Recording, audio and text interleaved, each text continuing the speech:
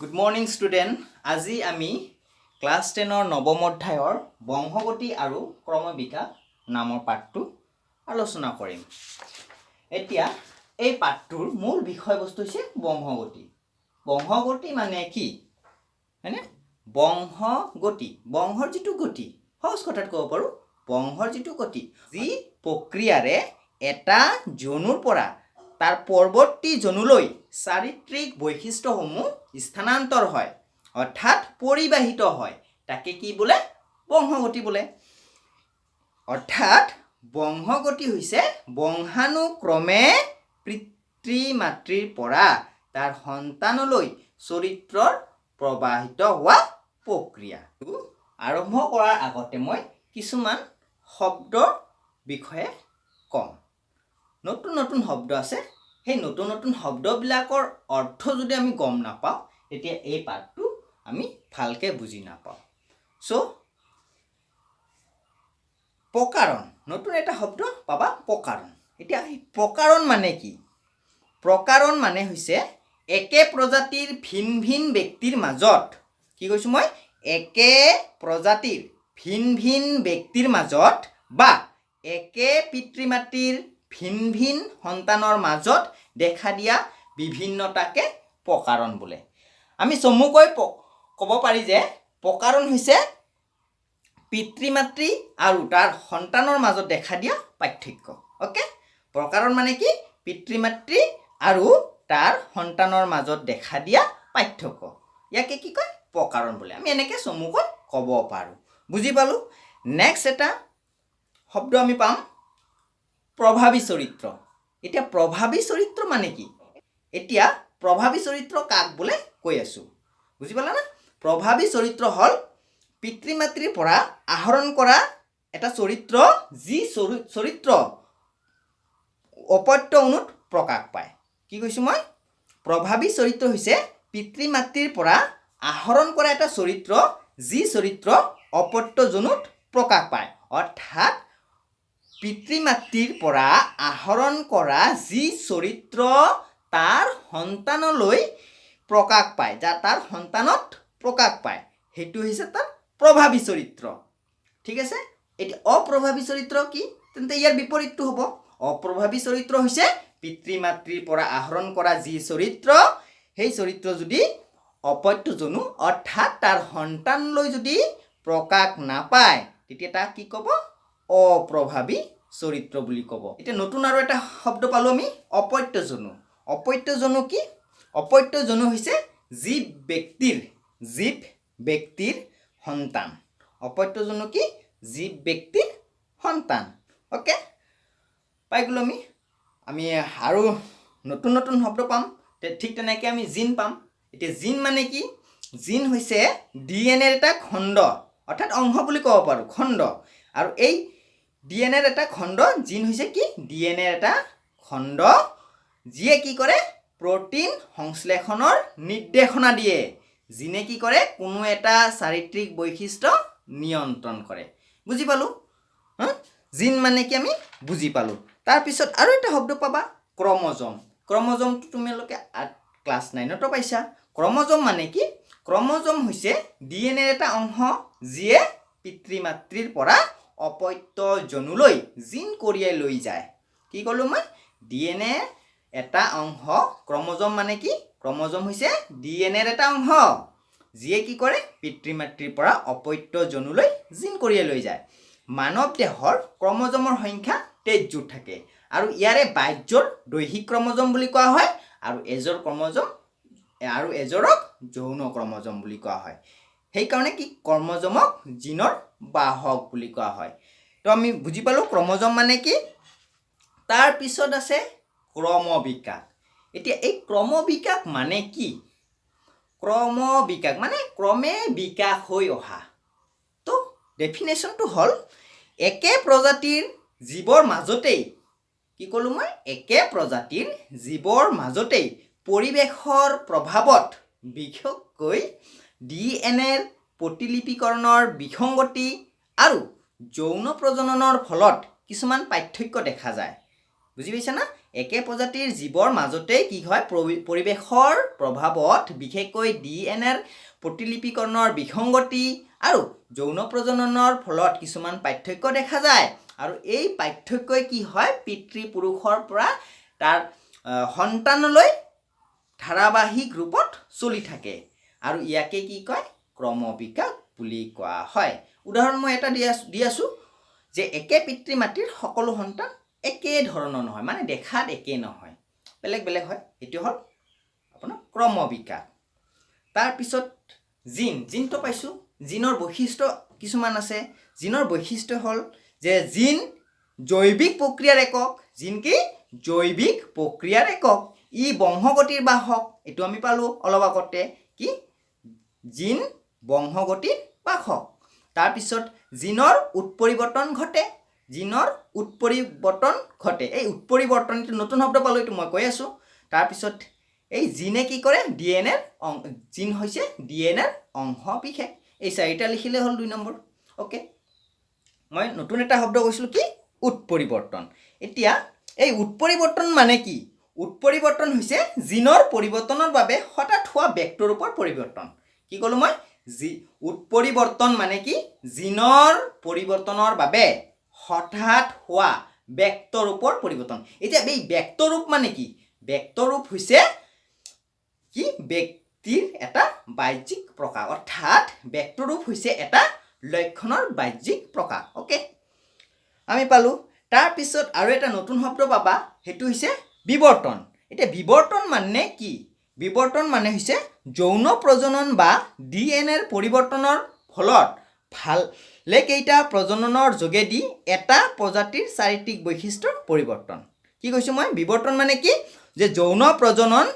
বা ডিএনএৰ পৰিৱৰ্তনৰ ফলত ভালেকেইটা প্ৰজন্মৰ যোগেদি এটা প্ৰজাতিৰ চাৰিত্ৰিক বৈশিষ্ট্যৰ পৰিৱৰ্তন বুজি পালা বিৱৰ্তন মানে কি তাৰ পিছত প্ৰকাৰণ মই কৈছো প্ৰজাতিকৰণ এতিয়া নতুন আৰু এটা শব্দ পালা প্ৰজাতিকৰণ এতিয়া প্ৰজাতিকৰণ মানে কি ইংৰাজীত কি কয় স্পেচিফিকেশন প্ৰজাতিকৰণ কি প্ৰজাতিকৰণ হৈছে এটা প্ৰজাতিয়ে প্ৰাকৃতিক নিৰ্বাচন জিনীয় পৰিৱৰ্তন বা ভৌগোলিক পৃথকীকৰণৰ আদিৰ ফলত নতুন নতুন গুণ বা চৰিত্ৰ আহৰণ কৰি কি কৰে পূৰ্বৰ প্ৰজাতিৰ পৰা আঁতৰি আহে আঁতৰি আহি কি হয় নতুন এক ধৰণৰ প্ৰজাতি সৃষ্টি হয় যত দুটা প্ৰজাতিয়ে ইটো হিতুৰ হৈতে প্ৰজনন কৰিব নোৱাৰে আৰু ইয়াকে কি কয় প্ৰজাতিকৰণ বুলি কোৱা হয় এটো মই আৰু এবাৰ কৈ আছো প্ৰজাতিকৰণ হৈছে কি এটা প্ৰজাতিয়ে যেতিয়া প্ৰাকৃতিক নিৰ্বাচন জিনীয় পৰিৱৰ্তন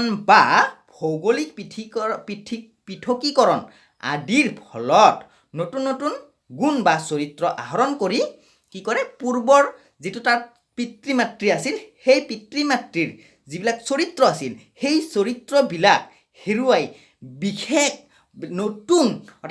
অৰ্থাৎ নতুন এক ধৰণৰ চৰিত্ৰ আহৰণ কৰি সেই পিতৃ মাতৃৰ পৰা সম্পূৰ্ণভাৱে আঁতৰি আহে আৰু যাৰ ফলত আঁতৰি অহাৰ ফলত কি হয় ইটোৱে হেতু অৰ্থাৎ পিতৃ-পুৰুষৰ লগত তাৰ তলৰ খাপৰ প্ৰাণীবিলাকৰ কোনো ধৰণৰ প্ৰজনন ক্ৰিয়া নহয় ঠিক আছে এটো হৈছে প্ৰজাতিকৰণ তাৰ পিছত আৰু এটা কৈছো মই জিনীয় বিসংগতি এটি জিনীয় বিসংগতি মানে কি জিনীয় বিসংগতি হল এটা প্ৰজাতিৰ জিনৰ প্ৰকাৰণৰ পৰিৱৰ্তন কি কৈছো জিনৰ বিসংগতি মানে কি এটা প্ৰজাতিৰ জিনৰ প্ৰকাৰণৰ পৰিৱৰ্তন তাৰ পিছত মই আৰু এটা কৈছিলো যে জিনৰ বৈশিষ্ট্যত কৰবা কলো প্ৰাকৃতিক নিৰ্বাচন হয় না নাই এই প্ৰাকৃতিক নিৰ্বাচন মানে কি নতুন আৰু এটা শব্দ প্ৰাকৃতিক নিৰ্বাচন প্ৰাকৃতিকে কেনেকে মানে যেনেকে আমি ভাল বস্তুবিলাক ভালকে হেৰি কৰো আৰু বেয়া বস্তুবিলাক বেয়াকে নিৰ্বাচন কৰো ঠিক তেনেকে প্ৰাকৃতিও কি কৰে আমাৰ প্ৰজাতিবিলাক নিৰ্বাচন কৰে যিবিলাক ভাল প্ৰজাতি সেইবিলাক প্ৰাকৃতিয়ে নিৰ্বাচন কৰি তাক বংশ বিস্তাৰৰ কাৰণে গোটেইখিনি প্ৰদান কৰে কিন্তু যিবিলাক প্ৰাকৃতিয়ে নিৰ্বাচন নকৰে সেইবিলাক বিলুপ্ত পায় হয় ঠিক তেনেকে প্ৰাকৃতিক নিৰ্বাচন মানে কি যে যি প্ৰক্ৰিয়াৰ জৰিয়তে পৰৱৰ্তী কালত আন প্ৰজাতিতকৈ দক্ষতাৰে বংশ বিস্তাৰ কৰিব পৰা প্ৰজাতিসমূহে প্ৰকৃতিয়ে কি কৰে বাছি লয় আৰু তাকে কি কৰে প্ৰাকৃতিক নিৰ্বাচন বুলি কোৱা হয় প্ৰাকৃতিক নিৰ্বাচন মানে কি মই আৰু এবাৰ কৈছোঁ যে যি প্ৰক্ৰিয়াৰ জৰিয়তে পৰৱৰ্তী কালত মানে যি প্ৰক্ৰিয়াৰ দ্বাৰা ভৱিষ্যত কালত আন প্ৰজাতিতকৈ দক্ষতাৰে বংশ বিস্তাৰ কৰিব পৰা প্ৰজাতিক কি কৰে প্ৰাকৃতিয়ে বাছি অৰ্থাৎ নিৰ্বাচন কৰে আৰু ইয়াকে কি কয় প্ৰাকৃতিক নিৰ্বাচন বুলি কোৱা হয়। তাৰপিছত আৰু এটা শব্দ পাবা তোমালোকে আৰ্জিত চৰিত্ৰ। এতিয়া আৰ্জিত চৰিত্ৰ মানে কি ব্যক্তিগত পৰিৱেশৰ পৰিৱৰ্তনৰ ফলত জীৱই কি কৰে জন্মৰ পিছত যিটো চৰিত্ৰ অৰ্জন কৰে সেই অৰ্জন কৰা চৰিত্ৰটো কি কয় আৰ্জিত চৰিত্ৰ বুলি কোৱা হয়। এই আৰ্জিত চৰিত্ৰবিলাক কিন্তু তোমাৰ আৰ্জিত চৰিত্ৰবিলাক পিতৃপুৰুষৰ পৰা তাৰ সতি সন্ততিলৈ প্ৰবাহিত নহয়। ঠিক আছে, আৰ্জিত চৰিত্ৰসমূহ সাধাৰণতে বাহ্যিক চৰিত্ৰ, যিটো চৰিত্ৰ তাৰ পৰৱৰ্তী জনলৈ প্ৰকাশ নাপায়। তাৰপিছত বিপৰীতধৰ্মী চৰিত্ৰ আৰু এটা পাবা বিপৰীতধৰ্মী চৰিত্ৰ। এই বিপৰীতধৰ্মী চৰিত্ৰ মানে কি যে জীৱিত প্ৰাণীৰ এনে কিছুমান লক্ষণ আছে যাক ইটো নাইবা সিটো হিচাপে প্ৰকাশ কৰিব পাৰি, তাক বিপৰীতধৰ্মী চৰিত্ৰ বোলে। বুজি পাইছা না? বিপৰীতধৰ্মী চৰিত্ৰ মানে কি যে জীৱিত প্ৰাণীক এনে কিছুমান লক্ষণ আছে যাক ইটো নাইবা সিটো হিচাপে প্ৰকাশ কৰিব পাৰি, সেইটোৱে হ'ল বিপৰীতধৰ্মী চৰিত্ৰ, যেনে ওখ আৰু চাপৰ। তাৰপিছত প্ৰজাতিকৰণ পালোঁ, প্ৰাকৃতিকৰণ পাইছোঁ, প্ৰাকৃতিক নিৰ্বাচন পালোঁ। তাৰপিছত প্ৰজাতি। এতিয়া প্ৰজাতি মানে কি? প্ৰজাতি মানে হৈছে নিজৰ মাজতে প্ৰজনন কৰিব পৰা এটা প্ৰাণীৰ গোট, ইয়াক কি কয় প্ৰজাতি বুলি কোৱা হয়। অ'কে, প্ৰজাতি বুজি পাইছোঁ। ইয়াত আমাৰ এই বিশ্ব ব্ৰহ্মাণ্ডৰ অৰ্থাৎ আমাৰ এই পৃথিৱীৰ বহুত ধৰণৰ প্ৰজাতি আছে। ঠিক তেনেকৈ তাৰপিছত আমি এইটো নতুন নহয়, আগতেও পাইছোঁ জীৱাশ্ম। জীৱাশ্ম মানে কি? জীৱাশ্ম হৈছে ভূগৰ্ভৰ অৰ্থাৎ ভূপৃষ্ঠৰ গভীৰতাত শিলাস্তৰৰ মাজত পোৱা জীৱদেহ বা জীৱদেহৰ অংশ বিশেষ। কি কৈছোঁ মই? জীৱাশ্ম মানে কি? সহজ কথাত ক'লোঁ যে জীৱাশ্ম হ'ল ভূপৃষ্ঠৰ গভীৰতাত মানে ভূপৃষ্ঠৰ বহু তলত ভূপৃষ্ঠৰ বহু তলত কিছুমান শিলাস্তৰ আছে আৰু এই শিলাস্তৰৰ মাজত কি হয় জীৱদেহ বা জীৱৰ দেহৰ কিছুমান অংশ পোৱা যায় আৰু সেই অংশ বিশেষবিলাকক কি কয় জীৱাশ্ম বুলি কোৱা হয়। এতিয়া তাৰপিছত আৰু এটা শব্দ পাম আমি শ্ৰেণী বিভাজন। শ্ৰেণী বিভাজন মানে কি?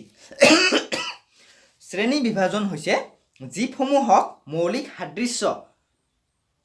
আৰু সাদৃশ্য চৰিত্ৰৰ ওপৰত ভিত্তি কৰি কিছুমান বিভিন্ন ভাগত ভাগ কৰা হয় আৰু এই ভাগবিলাকক এই ভাগ কৰা প্ৰক্ৰিয়াটোক কি কয় শ্ৰেণী বিভাজন বুলি কোৱা হয়। তাৰপিছত এইটো হ'ল এতিয়া আমি এটা নতুন টপিক আৰম্ভ কৰিম। এতিয়া চোৱা, এই চাৰিত্ৰিক বৈশিষ্ট্যবিলাক সাধাৰণতে মানুহৰ চাৰিত্ৰিক বৈশিষ্ট্যবিলাক কেনেকৈ বংশানুক্ৰমিক পিতৃপুৰুষৰ পৰা তাৰ সতি সন্ততিলৈ প্ৰকাশ পায় এই সম্পৰ্কে আমি ছেকেণ্ড পাৰ্টত আলোচনা কৰিম। আজি ফাৰ্ষ্ট পাৰ্ট তো এইখিনিয়ে ৰাখিলোঁ। Thank you. এতিয়া আমি বংশগত চৰিত্ৰসমূহ কেনেকৈ পিতৃপুৰুষৰ পৰা তাৰ অপত্য জনলৈ প্ৰবাহিত হয় সেই সম্পৰ্কে আলোচনা কৰিম। এই ক্ষেত্ৰত মেণ্ডেলে তিনিটা সূত্ৰ আগবঢ়াইছিল। এটা হৈছে প্ৰভাৱিতা সূত্ৰ, স্বতন্ত্ৰ বিন্যাস সূত্ৰ আৰু পৃথকীকৰণ সূত্ৰ। মই আজি প্ৰভাৱিতা সূত্ৰ সম্পৰ্কে আলোচনা কৰিম। প্ৰভাৱিতা সূত্ৰ আলোচনা কৰাৰ আগতে মই কেইটামান ইয়াৰ লগত সংলগ্ন থকা শব্দ কেইটা আলোচনা কৰিবলৈ ওলাইছোঁ। শংকৰ হাইব্ৰিড, এই নামটো আমি নিশ্চয় শুনিছোঁ, তোমালোকেও শুনিছা হয়নে? শংকৰ মানে কি? শংকৰ হৈছে দুটা বেলেগ অথচ বিশুদ্ধ বৈশিষ্ট্য থকা জীৱৰ মাজত সংগম ঘটাই পোৱা নতুন জীৱক শংকৰ জীৱ বোলে। ঠিক আছে, এনেকৈ মেণ্ডেলে দুটা শংকৰ পৰীক্ষা কৰিছিল। তেওঁ এটা নাম দিছিল এক শংকৰ আৰু দ্বি শংকৰ। মই আজি এক শংকৰৰ বিষয়ে আলোচনা কৰিম। ঠিক আছে, এই এক সংকৰটো আমাৰ প্ৰভাৱিতা সূত্ৰৰ লগত জড়িত হৈ আছে এতিয়া প্ৰভাৱিতা সূত্ৰটো কি হয়নে নাই মেইন পইণ্ট প্ৰভাৱিতা সূত্ৰ বুলি ক'লে কি বুজো হয়নে যে প্ৰভাৱিতা সূত্ৰটো হ'ল যদি কোনো এক বিশেষ চাৰিত্ৰিক বৈশিষ্ট্যৰ বাবে এজৰ বিপৰীতধৰ্মী লক্ষণ বিশিষ্ট ব্যক্তিৰ মাজত সংগম ঘটোৱা হয় তেন্তে F1 জনুত বিপৰীত লক্ষণ দুটাৰ এটাহে মাত্ৰ প্ৰকাশ পাব আনটো লক্ষণ প্ৰকাশ নাপায় ঠিক আছে অৰ্থাৎ পৰস্পৰ সহজ কথাত ক'ব লাগিলে অৰ্থাৎ পৰস্পৰ বিপৰীতধৰ্মী লক্ষণৰ বাবে দুটা ব্যক্তিৰ মাজত সংগম হ'লে সেই লক্ষণৰ কাৰক দুটাৰ এটা ধৰ্মহে F1 জনুত প্ৰকাশ পায় ঠিক আছে মই এইটো ভালকৈ বুজাই দিম মই ছবি আঁকি এতিয়া যিটো প্ৰকাশ পায় সেইটো হৈছে প্ৰভাৱী চৰিত্ৰ আৰু যিটো প্ৰকাশ নাপায় সেইটো অপ্ৰভাৱী চৰিত্ৰ বা লক্ষণ বুলি ক'ব পাৰোঁ আৰু এনে দুটা বিভিন্ন ধৰ্ম কাৰক একেলগে যদি থাকে তেতিয়া কি ক'ব তাক বিষম যুতক বুলি কোৱা হ'ব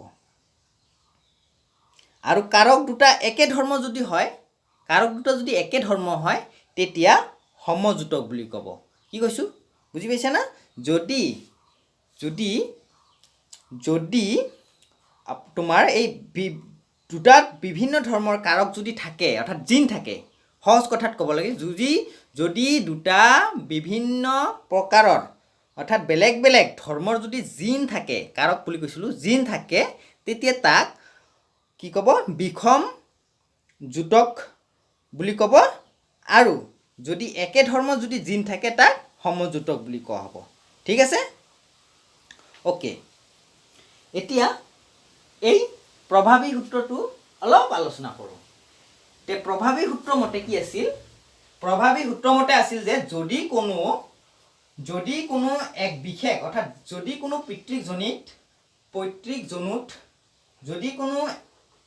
পৈতৃক জনুত কি হয় বেলেগ বেলেগ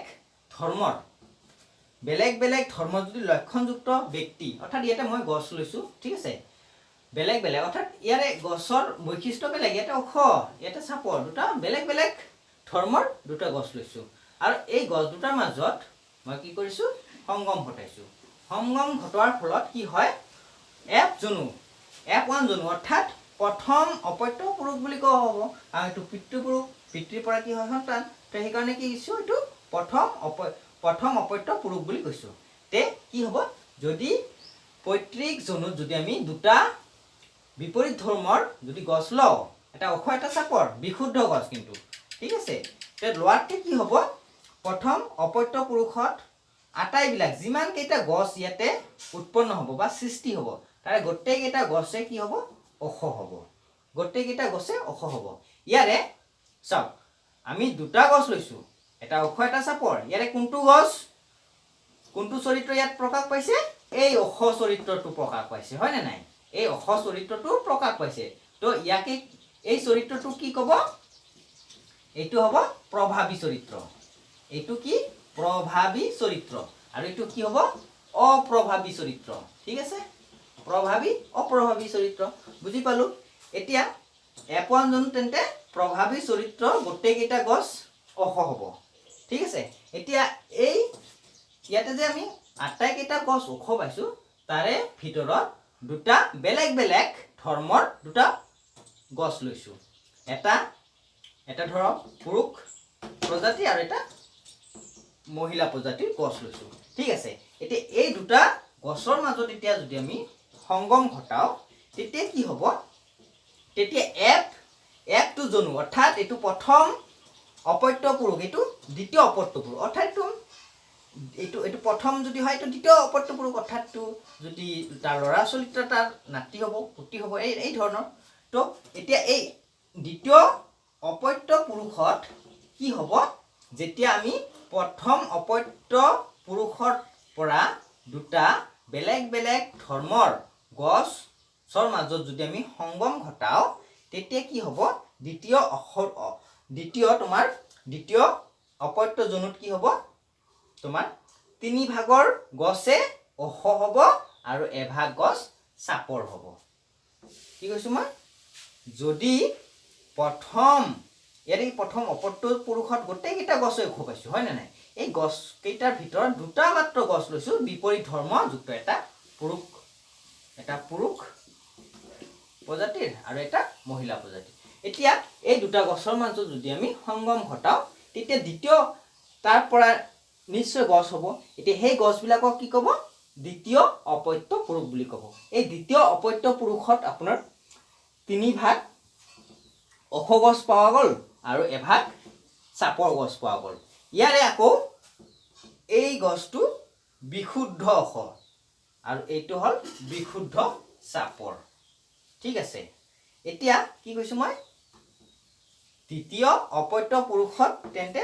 3 ভাগ গছ পাইছোঁ ওখ গছ আৰু 1 ভাগ চাপৰ গছ তো এইটোৱে হ'ল এক সংকৰ পৰীক্ষা এইটো এক সংকৰ পাইছোঁ দ্বিসংকৰ পৰীক্ষা সম্পৰ্কে আলোচনা কৰিম তাৰপিছত দ্বিসংকৰ পৰীক্ষাৰ পিছত আৰু কিছুমান প্ৰশ্ন আছে সেই প্ৰশ্নবিলাকৰ সম্পৰ্কে আলোচনা কৰিম আজিলৈ ইমানে তো ভিডিঅ'টো চাই থাকিবা